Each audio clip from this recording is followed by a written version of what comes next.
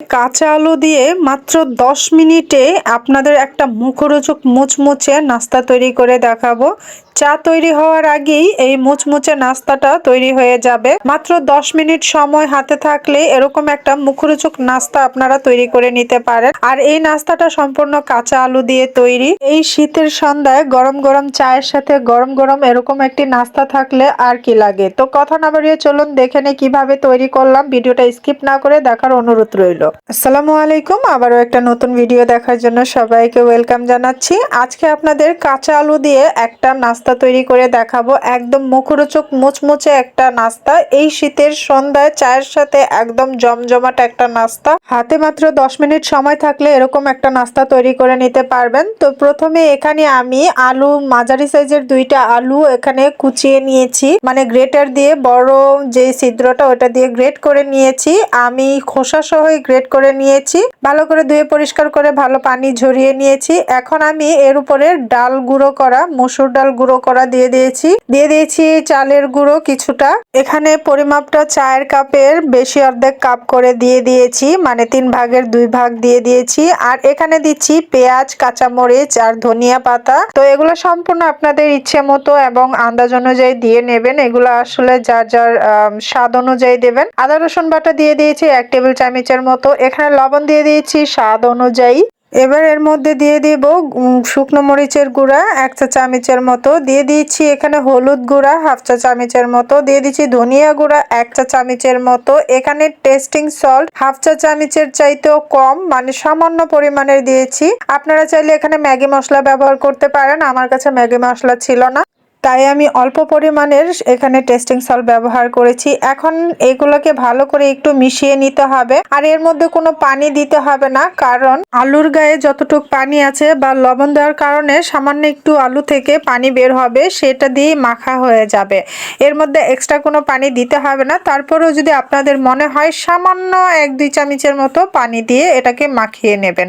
তা আমার মাখানোটা কিন্তু একদম কমপ্লিট। এখন চলে যাব আমি এটা ভাজা করতে। আর এটাকে একটু ডিপ ফ্রাই করার চেষ্টা করবেন, তাহলে নাস্তাটা অনেক বেশি খাস্তা এবং মুচমুচে হবে, যেটা খেতে খুবই মজা লাগবে। আর এই পর্যায়ে কিন্তু চুলার আঁচটা একদম কমিয়ে দিবেন, কারণ চুলার আঁচটা বেশি হলে উপর দিকটা কালার এসে যাবে, ভেতর দিকটা নরম রয়ে যাবে, মুচমুচে হবে না। তো সেই ক্ষেত্রে কিন্তু খেতে ভালো লাগবে না। এটাকে একটু ধৈর্য ধরে উল্টে পাল্টে ভাজা করে নিলে আপনার মুচমুচে মুখরোচক কাঁচা আলুর নাস্তা তৈরি হয়ে যাবে। আর এটা কিন্তু খুব বেশি সময় লাগেনি, দেখতেই পাচ্ছেন খুবই অল্প সময় লেগেছে তৈরি করে আনতে। আর এখানে ভাজা করতে যতটুকু সময়, আপনার চা হওয়ার আগে কিন্তু এই নাস্তাটা তৈরি হয়ে যাবে। আপনার চা হতে দেরি হবে কিন্তু নাস্তাটা হতে দেরি হবে না। চা এবং নাস্তা গরম গরম দুইটাই একদম মুখরোচক ভাবে খেতে পারবেন। এই শীতের সন্ধ্যের চায়ের আড্ডায় কিন্তু এরকম গরম গরম কিছু পকোড়া আপনারা তৈরি করে খেতে পারেন। এই শীতের মধ্যে শরীরটা একটু গরম গরম নাস্তা খেলে কিন্তু শরীরটা গরম হয়।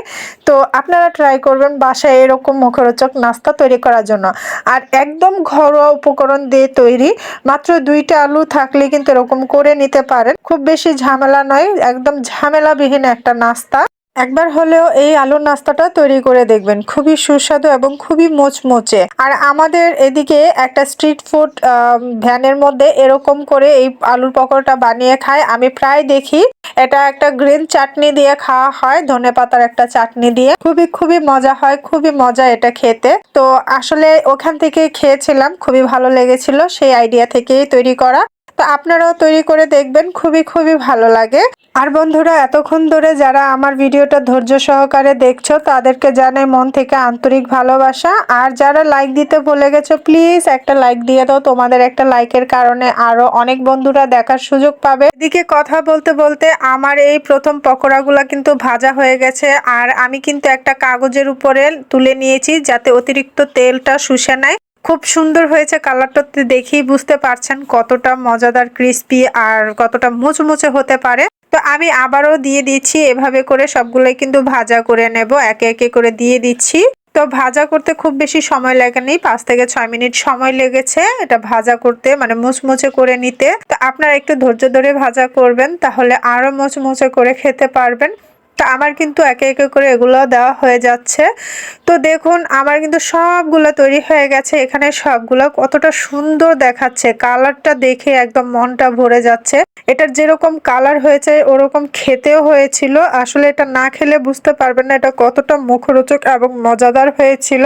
তো বন্ধুরা, দেরি না করে ঘরে যদি মাত্র 2টা আলু থাকে আর যদি 10 মিনিট সময় থাকে হাতে, আজকেই তৈরি করে নিন। এরকম একটা মুখরোচক খাবার যদি তৈরি করতে পারেন খুব সহজে, অল্প সময় এবং চায়ের সাথে গরম গরম একটা নাস্তা তৈরি হয়ে যায়, তাহলে দেরি কিসের?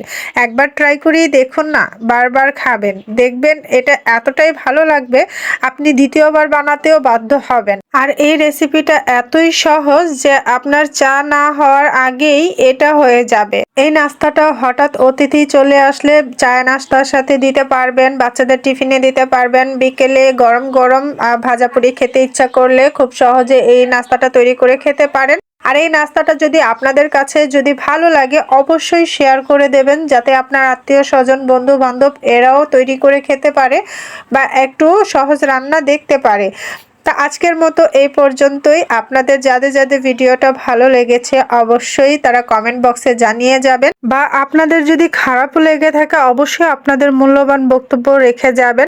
অবশ্যই শুধরে নেওয়ার চেষ্টা করব। আর আমার ভয়েস বা ভিডিওর মধ্যে যদি কোনো ভুল ত্রুটি থেকে থাকে অবশ্যই ক্ষমা দৃষ্টিতে দেখবেন। তো আজকের মতো ভিডিওটা এ পর্যন্তই। আবারও নতুন কোনো ভিডিও নিয়ে আপনাদের মাঝে চলে আসব। ততক্ষণ পর্যন্ত ভালো থাকবেন, সুস্থ থাকবেন। আল্লাহ হাফেজ।